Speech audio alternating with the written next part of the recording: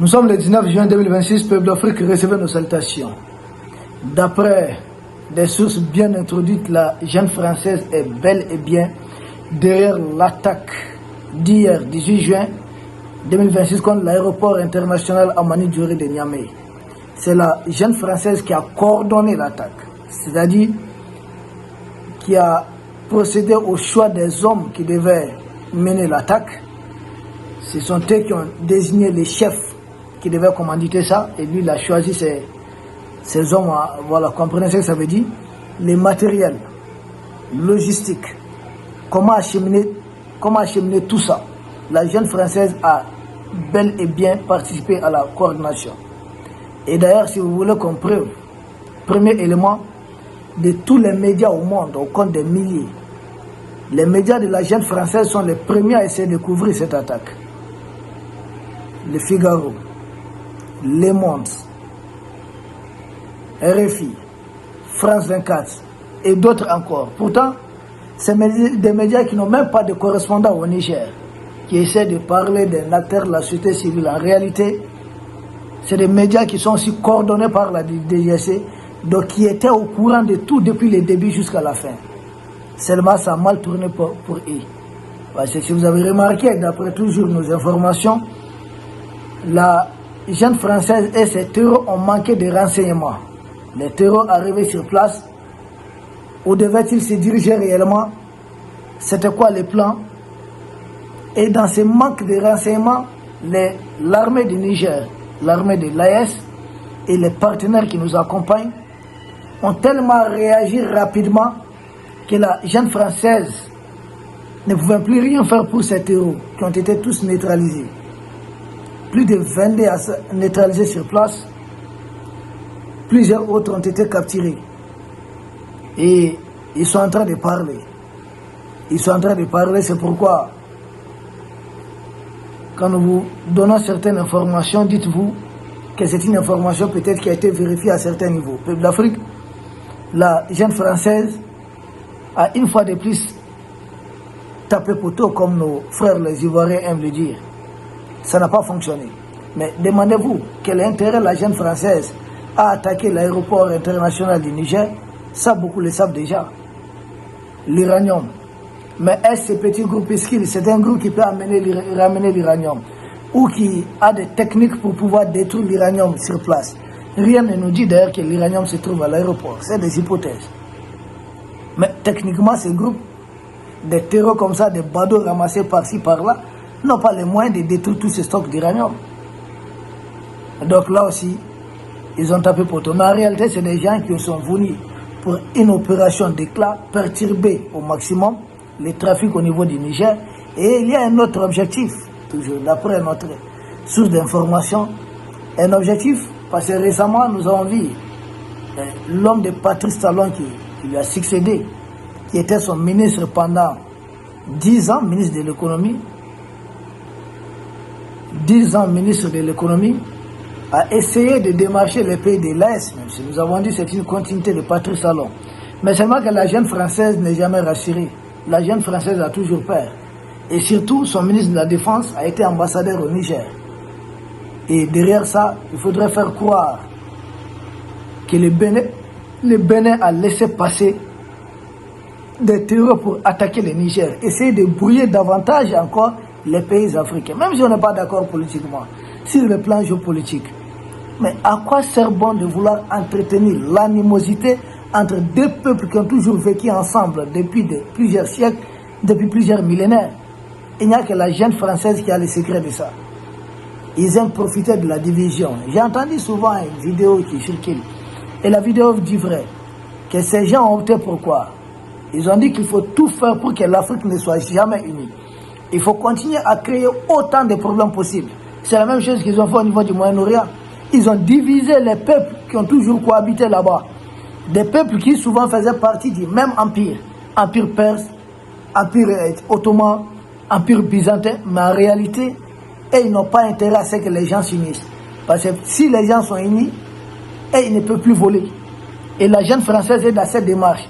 Voyant un peu cette démarche, pourtant elle est bien informée des déplacements du président du Bénin. Très bien informée. C'est leur homme. Mais la jeune française n'est pas rassurée, n'oubliez pas. Elle a pour habitude de faire des coups d'État en Afrique. Et ensuite de faire des coups d'État aux gens que la France m'a envoyé faire des coups d'État. Souvenez-vous, ce sont eux qui avaient amené David Dako au pouvoir quand ils avaient fait éliminer le président Barthélemy Boganda. Et ce sont eux qui vont faire ramener encore Bokassa au pouvoir. Ce sont eux qui vont enlever Bokassa, ramener encore David Dako au pouvoir. Donc ils ne sont pas leur première fois. C'est leur habitude. Essayer de diviser les populations africaines. Essayer de diviser les différents pouvoirs en place en Afrique. Ils amènent leurs hommes, ensuite ils les renversent. Ange Félix Fatassi, ils ont contribué à sa venue. Après, ils l'ont fait renverser par Bozizé.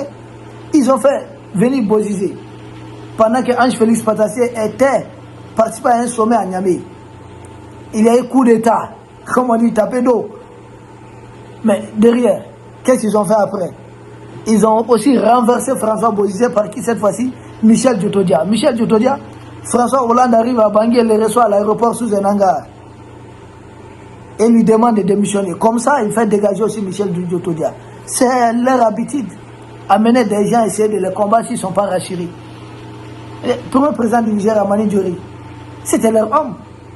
En éliminant, en faisant écarter, celui qui devait être le premier président du Niger, Bakary Dibo. Mais ensuite, qui a fait renverser Amani Diori? C'est encore la même jeune française. C'est leur habitude. C'est des gens qui sont habitués à faire cela. Ils ne sont pas leur première fois. Donc, ils n'ont pas tout à fait confiance au président du Bénin. Donc pour eux, en faisant cette attaque, ça allait encore crisper, ça allait encore perturber les relations entre le Bénin et le Niger. Ce n'est pas laisser l'objectif visé. Pourquoi cette attaque encore? Est-ce les quelques dizaines d'hommes pouvaient renverser le pouvoir? Cette attaque qui a été, je dis, qui a été couverte par les médias de la jeune française. On a parlé du Figaro, Le Monde. Jeune Afrique d'ailleurs aussi a participé à ça. Tous ces médias ont leur siège à Paris là-bas. Ils sont bien informés par la DGSC. Mais parce que la jeune française ne supporte pas de voir des pays comme le Niger, le Mali, le Burkina se battre pour leur souveraineté vraie. Défendre les chemins de la souveraineté. La jeune française ne supporte pas ça. Il y a une sorte de haine viscérale. Une sorte d'idéologie suprémaciste qui prévaut du côté de Paris. Que ce n'est pas normal que des pays comme ça essayent d'atteindre leur souveraineté, mais c'est que la jeune française ne comprend pas. Nous sommes vraiment déterminés. En empruntant cette voie, nous avons mesuré les pour et les contre. Les autorités sont déterminées et nous autres, population de l'AS, nous sommes très mobilisés derrière nos autorités. Donc il n'y a rien qui puisse nous arrêter. Ce n'est pas attaquer les citernes, attaquer les usines, attaquer les aéroports. Ils ont même par le passé attaqué l'aéroport de Bamako, même à 2 reprises.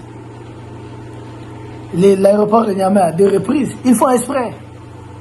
Mais rien de tout cela ne va nous arrêter. Seulement que les voisins qui servent de base arrière à cette histoire cessent de le faire. Je me souviens de ce que l'Iran a fait à certaines monarchies de Golfe. Arrêtez de jouer à ça, c'est pas bon. C'est un jeu dangereux. Entre nous, Africains, ça ne va pas fonctionner. Ceux qui vous combattent, ceux qui ont eu à vous maltraiter dans l'histoire, ce sont les mêmes aussi qui veulent nous empêcher. Et qu'est-ce qu'un Africain a gagné à s'aligner du côté du néocolonialisme contre son frère africain? Rien. C'est pourquoi ils ont peur. Ils ont peur. Même quand des pays africains se mettent à se parler entre eux, ils ont peur. Ils tremblent de peur. Surtout si des discussions peuvent devenir un peu sincères. Alors ils ont peur de ça. Ils ont peur. Ils veulent que s'il y a des discussions, que ça soit sur leur égide comme on a vu. L'autre là, depuis Paris, nous essayer de nous tendre la main. Il dit, tu nous tends la main depuis chez ton maître, ça sert à quoi? Tu viens d'abord dans ton pays à partir de ta capitale et puis tu tends la main ou bien à partir de quelque endroit, un village quelque part dans le pays ou bien dans un autre pays africain. Tu nous tends la main, nous pouvons comprendre. Mais quand tu es chez l'autre là-bas, et tous les problèmes qu'il y a entre nous, c'est l'autre. Sinon, on a quel problème entre nous? Aucun. Donc, bref, peuple d'Afrique, l'attaque de l'aéroport international de Niamey a été vite contenue. 22 terroristes neutralisés sur place, certains capturés. La jeune française voulait encore opposer davantage le Niger au Bénin, mais veut aussi empêcher les pays de l'Est de marcher vers la souveraineté en faisant croire qu'il y a une insécurité totale. Mais elle a échoué, ces terroristes ont manqué de renseignements, le peuple de l'Est tient bon. Peuple d'Afrique, nous vous remercions. Nous espérons vous retrouver demain pour un autre sujet au sommet de l'actualité. Merci beaucoup.